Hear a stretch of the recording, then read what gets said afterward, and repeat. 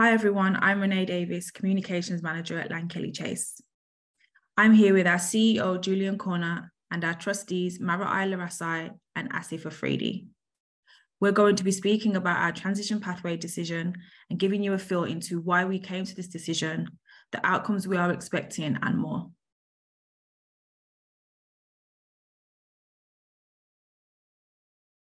Julian, do you want to share a bit about what brought us to this decision and what is the decision?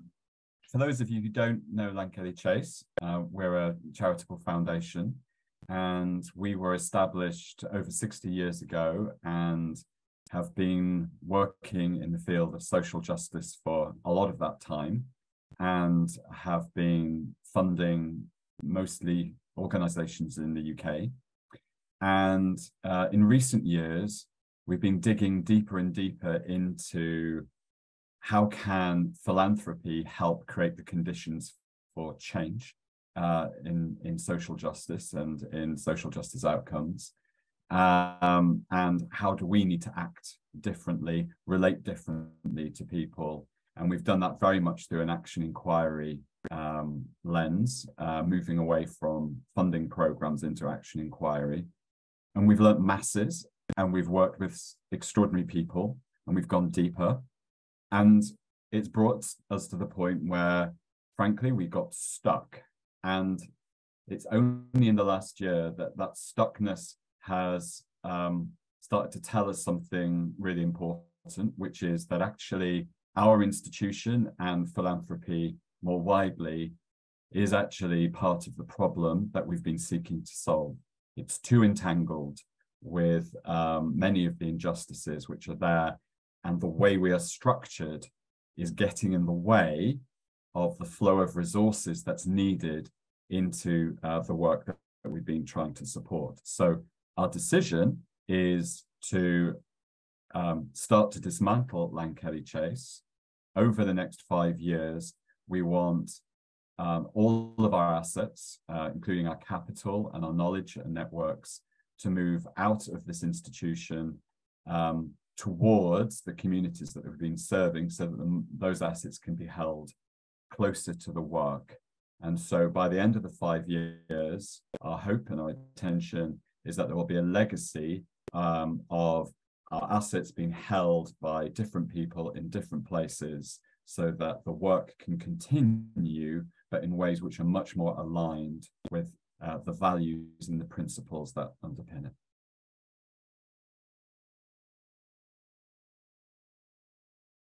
Marai, as one of our trustees, can you share a bit into why we are doing this from your viewpoint?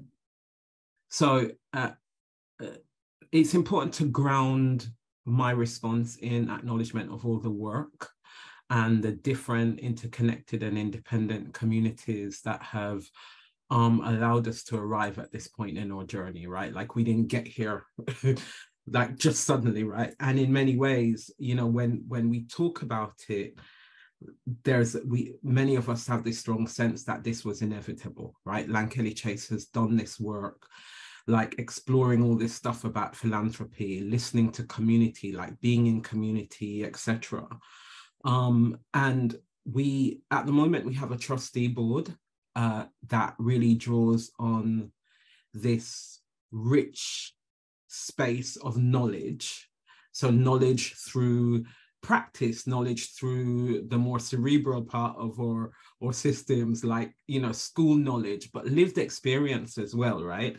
And many of us are movement folk and really embedded in, if you like, the communities that we're speaking about. And so there was something for us around our accountability, not only being to upholding this institution, right, or accountability, like, because that's what happens historically in foundations, right? You protect the capital because that's how you do the good work. And we were like, this is, like Julian said, we were starting to get stuck. Like it started for us to feel incongruent, right? And some of that is, of course, if you're involved in a foundation, if you're doing your job correctly, you should be holding tensions, right? You should be engaging with the contradictions.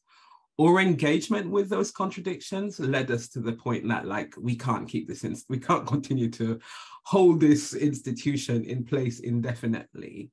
So it's time for us to compost this institution and allow new things, or allow connected pieces to emerge or to be held in place of us.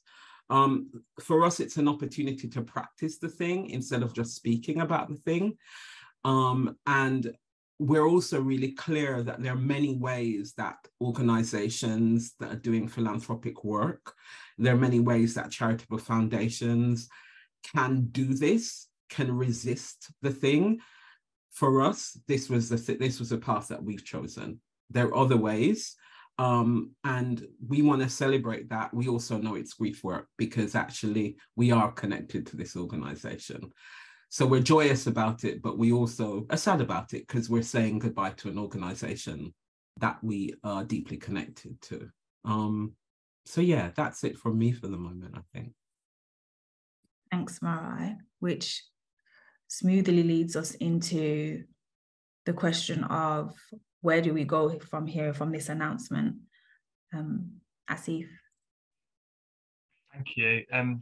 Do you know, one of the things I was thinking about when I was hearing Julian and Marai talking then was, like, Marai, you were talking about how it felt incongruent and how this feels more congruent for us. And there's a kind of belief and alignment with our values and where we feel things are heading, which feels really good. But one of the more challenging things around this transition is that there is no roadmap, I suppose, that we can follow directly to get there. So we know that this is going to be a path that we're going to make by walking over the next 5 years. And it will be challenging, I'm sure. But then also there are some particular areas that we've already thought about that we feel that we will need to focus on in the kind of next few years. One of them being thinking really carefully about how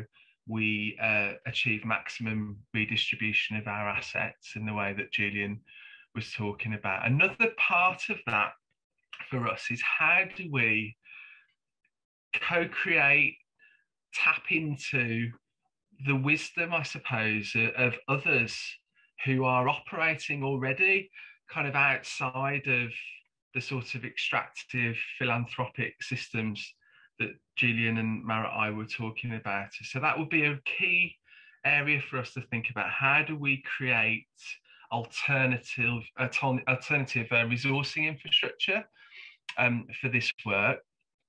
And alongside that, we'll also be looking, as we are already, at what would it look like to have alternative investment models, you know, ahead of the capital transfer. How can we think differently about how we invest so that it is more supportive, more congruent with some of the beliefs and values that Julian and Marai have talked about? One really important thing we've said about this transition from the start is that it's bigger than us, right? It's bigger than us as an organisation. And what we really want to think about right from the start as well is how we create a network of allies, how we support, I suppose, a conversation really that can catalyse change around this, both in the UK, globally, with other funders, with others that are interested, I suppose, in the type of change and the type of transition that we're talking about at Lankelly. And then the final thing to say that we're thinking about is how we do all of this with care, you know, how we support existing partners, for example, through this transition, how we think about and support staff through this transition as well. We know that we're only going to achieve this change if we think really purposefully about relationships and trust as part of this work. So we're going to invest in that right from the start. So those are a few things that we've already got on our horizon, and I'm sure that other activities will emerge as we walk this path.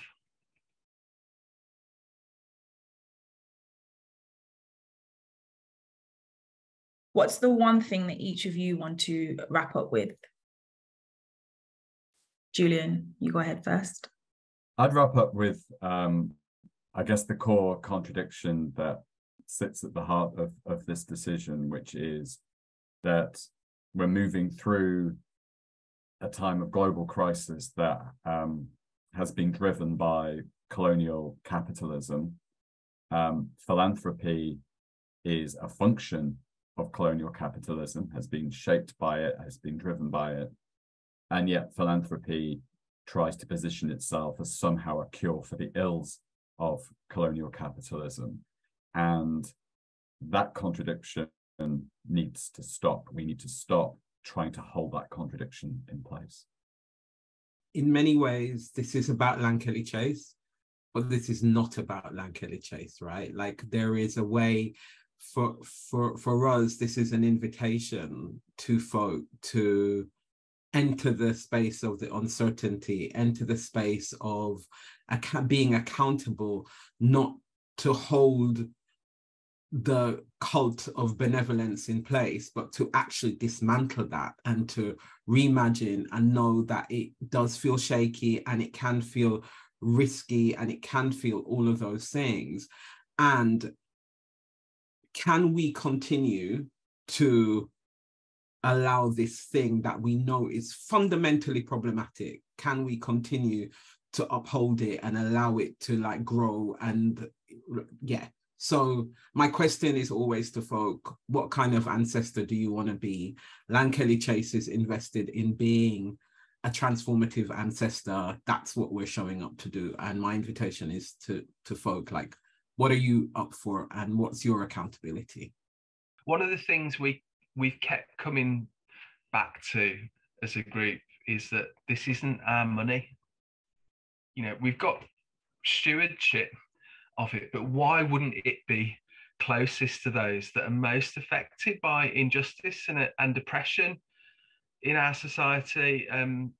What we're working on is a fundamental shift in the direction of where accountability goes in this work. And we'd, like Mara-I said, we have an open invitation, you know, to others to consider that too. And we look forward to speaking with you and working with others over the coming months and years.